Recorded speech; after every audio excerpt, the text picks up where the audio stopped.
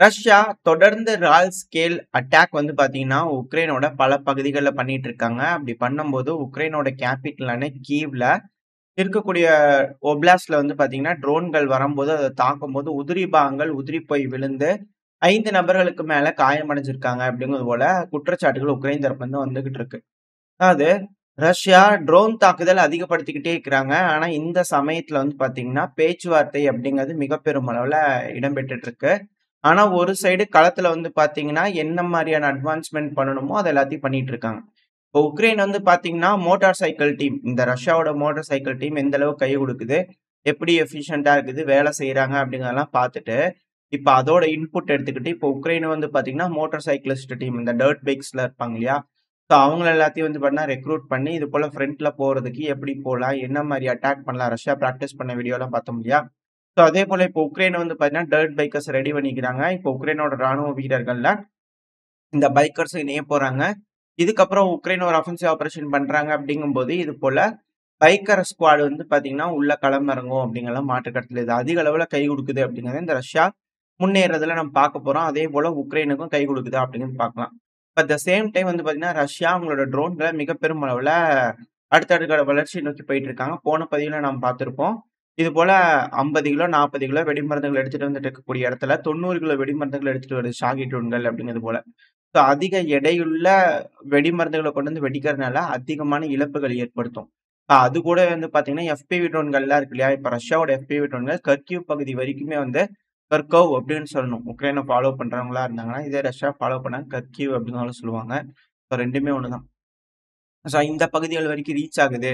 அதாவது அவங்க ரேஞ்ச வந்து பார்த்தீங்கன்னா, இன்கிரீஸ் பண்ணிக்கிறாங்க ரஷ்யா அப்படிங்கிறது இதுல இருக்கக்கூடிய விஷயம். அதாவது எலக்ட்ரானிக் வார்ஃபேர் இருக்கு. ரேஞ்ச் தொலைதூரம் போக போக ஜாமிங் பண்றதுனால அந்த ட்ரோன் வந்து பார்த்தீங்கன்னா, ஜாம் ஆகும். ஆனா இப்போ ரஷ்யா ஒரு புது தொழில்நுட்பம் யூஸ் பண்றாங்க. இதெல்லாம் நம்ம நெறைய பார்த்திருப்போம். ரிப்பீட்டர்ஸ் ட்ரோன் இது போல பல விஷயங்கள் இருக்கு. எப்படியோ ரேஞ்ச வந்து எக்ஸ்டெண்ட் பண்ணிக்கிறாங்க. எந்த ஒரு சிக்கலுமே இல்லாம. ரஷ்யாவோட ட்ரோன்கள் தொலைதூரத்துக்கு போய் டீப் இன்சைட் உக்ரைனோட டெரிட்டரிக்குள்ள, உக்ரைன் கட்டுப்பாட்டுக்குள்ள இருக்கக்கூடிய பகுதியில தாக்குதல் பண்ணிட்டு இருக்கு. இது களத்துல நடக்கக்கூடிய விஷயங்கள், அப்கிரேட் பண்ணிட்டு இருக்கக்கூடிய விஷயங்கள். அப்படியே பேச்சுவார்த்தைக்கு வந்துட்டோம் அப்படின்னா, இந்த போப் லியோ 14 அவர்கள் இருக்கிறார் இல்லையா? புதுசா பதவி ஏத்திருக்கிறார் இல்லையா? வேட்டிகன்ல எல்லாம் ரெடியா இருக்குப்பா. எல்லாரும் வந்து உட்கார்ந்து பேச்சுவார்த்தை இந்த ரஷ்யா, உக்ரைன் பிரச்சனைய அமைதியா பேசி தீர்க்கிறதுக்கு நாங்க தயாரா இருக்கிறோம் அப்படிங்கிறது போல, அவங்க தரப்புல இருந்து செய்திகள் வர ஆரம்பிச்சுச்சு. வேட்டிகன் தரப்புல இருந்து. அடுத்து ஜெலன்ஸ்கி அவர்கள் வந்து பார்த்தீங்கன்னா, பெர்மனன்ட்டா ரஷ்யாவோட பேசுறதுக்கு அப்படிங்கிறது போல ஒரு டீம் அமைக்கலாம் அப்படிங்கிறதுக்கான வேலைகள்ல இறங்கியிருக்காங்க. ஸோ பேச்சுவார்த்தை அப்படிங்கிறது இதுக்கு மேல தொடர்ந்து நடந்துகிட்டே தான் இருக்கும். எக்காரணத்த கொண்டு ஸ்டாப் பண்ண மாட்டாங்க. அப்படிங்கிறத மட்டும் தெரிஞ்சுக்க முடியுது. மார்க்கோ ரூபியோ அவர்கள் தரப்புல என்ன ஸ்டேட்மெண்ட் வந்திருக்குன்னா, டெர்ம்ஸ் என்ன சீஸ்ஃபயர்க்கு அப்படிங்கிறத நாங்க ரஷ்யா சொல்றதுக்காக வெயிட் பண்ணிக்கிட்டு இருக்கிறோம் அப்படின்னு சொல்றாங்க. ஆல்ரெடி சொல்லிட்டாங்க 4 ஒப்லாஸ்ட்லேருந்து வெளிய போங்க போட்டுக்கலாம் அப்படிங்கிறது போல. பட் இருந்தாலும் இவங்க தரப்புல இருந்து அது ஏற்புடையதா இல்ல. ஸோ ரஷ்யா தரப்புல சில பல கன்செஷன் பண்றாங்க அப்படின்னா, உக்ரைன் தரப்புல இருந்து இந்த சீஸ்ஃபயர்க்கு என்ன மாதிரியான கன்செஷன்லாம் பண்ண போறாங்க? இல்ல அதர் டெர்ம்ஸ் தானா? என்ன நடக்க போகுதுங்கிறத வெயிட் பண்ணி பார்த்தலாம். ஏன்னா இந்த இடத்துலலாம் எலக்ஷன் வச்சு, ரஷ்யாவோட இணைச்சு ஏகப்பட்ட விஷயங்கள் ரஷ்யா இதுல சட்டத்துல நிறைவேத்தியிருக்காங்க. இப்ப அதுலருந்து பேக் அடிக்கிறாங்க அப்படின்னா, ஏகப்பட்ட சிக்கல்கள் ஏற்படும். உள்நாட்டிலேயே வந்து பார்த்தீங்கன்னா, அ ஒப்புதல் கிடைக்குமா அதுக்கு? அப்படின்ற கேள்விகள்லாம் இருக்கு. ரஷ்ய அதிபர் சொன்னார்னா, விளாடிமிர் புட்டின் அவர் சொன்னாங்கன்னா மாத்துவாங்க. பட் இருந்தாலும், இதெல்லாம் சட்ட சிக்கல்கள் நெறையா இருக்கு. அதெல்லாம் ஈஸியா வந்து பார்த்தீங்கன்னா நடந்துராது. அதான் இதுல இருக்கக்கூடிய விஷயம். ஏன்னா, உக்ரைனோட அதிபரான ஜெலன்ஸ்கி அவர்கள் எப்படி இதுக்கு முன்னாடி பேச்சுவார்த்தை நடக்கிறதுக்கு முன்னாடி, ஏகப்பட்ட விஷயங்கள் செஞ்சுட்டு இருந்தாரு. சட்டம்லாம் போட்டு எல்லாம் ஏற்படுத்தி, பேசவே கூடாது அப்படி இப்படின்லாம் பண்ணியிருந்தாரு. அதுக்கப்புறமா கொஞ்சம் கொஞ்சமா எல்லா சட்டத்துல மாற்றங்கள் கொண்டு வந்து, இப்போ கொஞ்சம் கொஞ்சமா பேச்சுவார்த்தைகள்லாம் நடந்துகிட்டு இருக்கு இல்லையா? ஸோ இதன் அடிப்படையில வந்து பார்த்தீங்கன்னா, ரஷ்யாவும் ஏதாவது மாறுதல் பண்ணுவாங்களா? என்ன மாரியான விஷயங்கள் அவங்க விட்டு குடுத்து போவாங்கன்னு ஏகப்பட்ட விஷயங்கள் இருக்கு. ஸோ இதெல்லாம் வெயிட் பண்ணி பார்ப்போம். ரஷ்யா என்ன முடிவுகள் எடுக்க போறாங்க? பேச்சுவார்த்தைகள் என்ன நடக்க போகுதுன்னு சொல்ட்டு. இந்த சமயத்துல உக்ரைனுக்கு வந்து பார்த்தீங்கன்னா, அதிக அளவுல இன்கம் தேவை. ஏன்னா இதுக்கப்புறம் அமெரிக்கா டைரக்ட்டா எதுவும் செய்ய போறதில்ல. ஆயுதங்கள வாங்கணும், இல்ல ஆயுதங்கள் வந்து பார்த்தீங்கன்னா, கடனாவாது வாங்கணும். ஏகப்பட்ட விஷயங்கள் இருக்கு. ஸோ இப்போ உக்ரைன் வந்து பார்த்தீங்கன்னா, உள்நாட்டிலேயே உற்பத்தி பண்ணக்கூடிய விஷயங்கள்ல இறங்கியிருக்காங்க.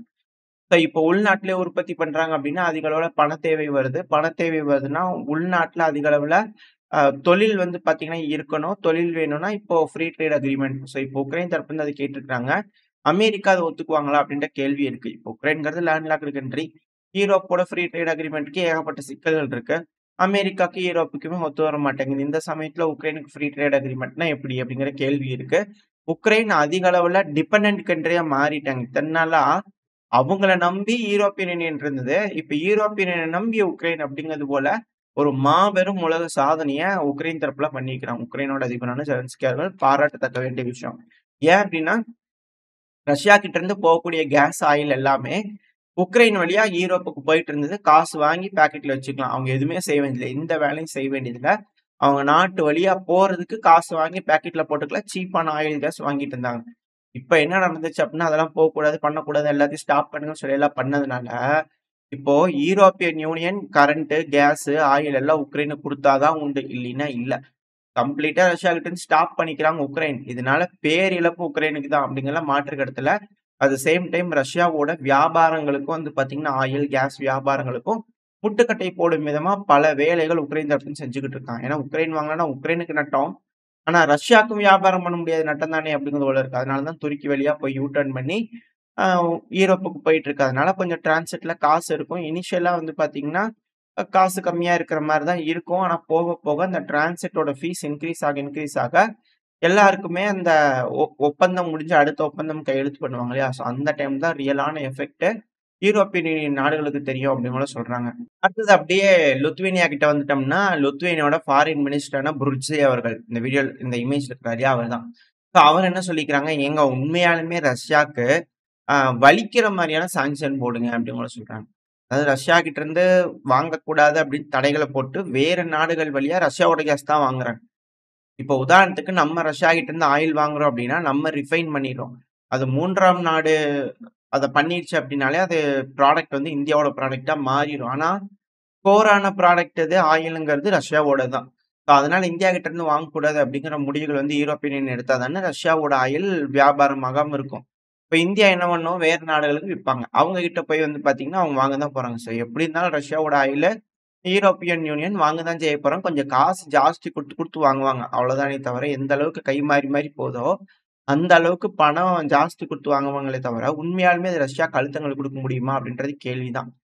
அழுத்தங்கள் குடுக்கணும் அப்படின்னா, என்டையரா பிளான்ட் இருக்கு இல்லையா? அந்த சிப் மேனுஃபேக்சரிங் பிளான்ட் எல்லாமே கம்ப்ளீட்டா ஷட் டவுன் பண்ணிட்டு, யாருக்கு எதுவும் தரமாட்டோம் அப்படிங்கிறதோட, அவங்களே செஞ்சுக்க மாட்டோம் அப்படிங்கிறதோட முடிவெடுத்தா தான், ரஷ்யாக்கு ஆயுதங்கள் போறது ஸ்டாப் ஆகும். வர்த்தகங்கள் கம்ப்ளீட்டா என்டையரா ஸ்டாப் ஆகும். அதுக்கப்புறமா ரஷ்யாக்கு அது பெயின்ஃபுல்லா இருக்க ஆரம்பிக்கும். ஆனா, அந்த டைமுக்கு முன்னாடி யார் இந்த யூரோப்பியன் யூனியன்ல சாங்ஷன் போட்டாங்களோ, அவங்கலாம் இருக்க மாட்டாங்க. அதான் இதுல இருக்கக்கூடிய விஷயம். இப்ப இவ்வளவு சட்ட சிக்கல் இருக்கும்போது, திரும்ப திரும்ப சாங்ஷன்ங்கிறாங்களே, இதெல்லாம் கை குடுக்குமா? அப்படின்ற கேள்விகள் வருது.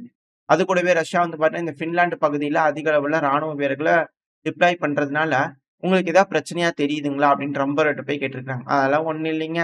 போய் வேலைய பாருங்க" அப்படிங்கிற பண்ணா, ட்ரம்ப் அவர்கள் தரப்பு வந்து ரொம்ப அசால்ட்டா, இந்த பிரச்சனைகள்லருந்து அப்படியே எல்லாத்துலயுமே கை கழுவி விட்டு வெளிய வர மாரி இருக்கு. கூடிய சீக்கிரத்துல நாட்டோலருந்து வெளிய வந்தாலும் ஆச்சரியப்படுறதுக்கு இல்ல. அப்படிங்கலாம் பலரும் சொல்லிட்டு இருக்கிறாங்க. எப்படியோ பின்லாந்து அமைதியா இருந்துச்சு. கூட சேர்த்து விட்டாங்க இல்லையா? அப்படிங்கிற போல கேள்விகள் வருது. ஸோ பார்ப்போம். ஏன்னா இதுக்கப்புறம் நேட்டோ அப்படிங்கும்போது என்டையர் பார்டரும் லாத்வியா, லுத்வேனியா, எஸ்தோனியா, மேல வந்து பார்த்தீங்கன்னா, பின்லாந்து என்டையருமே வந்து பார்த்தீங்கன்னா, நேட்டோவோட பார்டரா மாறுறதுனால ரஷ்யா அத பாதுகாக்க வேண்டிய கட்டாயத்துல இருக்கிறாங்க இல்லையா? ஸோ அதனால மிலிட்டரி பில்டப்ஸ் பண்றாங்களா இருக்கும் அப்படின்னு சில அனலிஸ்ட் தரப்புல கருத்துக்கள் இருக்கு. அடுத்து அப்படியே மிடில் ஈஸ்ட்க்கு வந்துட்டோம் அப்படின்னா, ஒரு நாள்ல இஸ்ரேல் ஸ்ட்ரைக் பண்ணதுனால 100க்கும் மேற்பட்ட நபர்கள் இறக்குறாங்க காசால அப்படின்ற செய்திகள் வந்துகிட்டு இருக்கு. இருந்தாலும் பேச்சுவார்த்தை நடக்குது. ஹோஸ்டேஜஸ ரிலீஸ் பண்றேன்னாங்க. இருந்தாலும் பேச்சுவார்த்தைக்கு போயிட்டு அப்புறம் ஸ்டாப் பண்ணிட்டு மிக பெரும் தாக்குதல். திரும்பியும் ஒரு ஸ்டாப் பண்ணிட்டு பேச்சுவார்த்தை. அந்த பேச்சுவார்த்தையில இஸ்ரேலோட அழுத்தங்கள் ஒத்து வரல அப்படின்னா, திரும்பி ஸ்டாப் பண்ணிட்டு அட்டாக். ஸோ இதுவே வந்து பார்த்தீங்கன்னா, இஸ்ரேல் ரொட்டேட்டரியா செஞ்சுகிட்டு இருக்காங்க. இப்படி இருக்கும் சமயத்துல, அமெரிக்காலாம் போய் ஈரான் அடிக்கிற மாரி தெரியல. நம்ம ரெடி ஆயிக்கலாம். ஈரான்ல எந்தெந்த பகுதிகள்லாம் அணு ஆயுதம் என்ரிச் பண்ணக்கூடிய பகுதிகள் இருக்கு, ஸ்டோரேஜ் பண்ணக்கூடிய கெப்பாசிட்டி இருக்குன்னு எல்லாம் தெரிஞ்சுக்கிட்டாச்சு. ஸோ இதனால நம்மளே பிரிப்பேர் பண்ணி போய் அடிக்கலாம்ன்னு இஸ்ரேல் தரப்பு வந்து முடிவு பண்ணி எடுத்து ரெடி ஆகிட்டு இருக்காங்க அப்படிங்கிறது போல மேற்கு மீடியாக்கள் தரப்புன்னு செய்திகள் வருது. நாள பின்ன இஸ்ரேல் மறுத்தாலும் ஆச்சரியப்படுறதுக்கு இல்ல. இல்ல, ஆமா அப்படித்தான் நாங்க அடிக்க போறோம்ன்னு போய் அடிச்சாலும் ஆச்சரியப்படுறதுக்கு இல்ல. ஆக மொத்தம் இந்த பிராந்தியத்துல வந்து பார்த்தீங்கன்னா, மிக பெரும் அளவுல சிக்கல்கள், பிரச்சனைகள் காத்துக்கிட்டு இருக்கு அப்படிங்கலாம் மாற்று கருத்துல.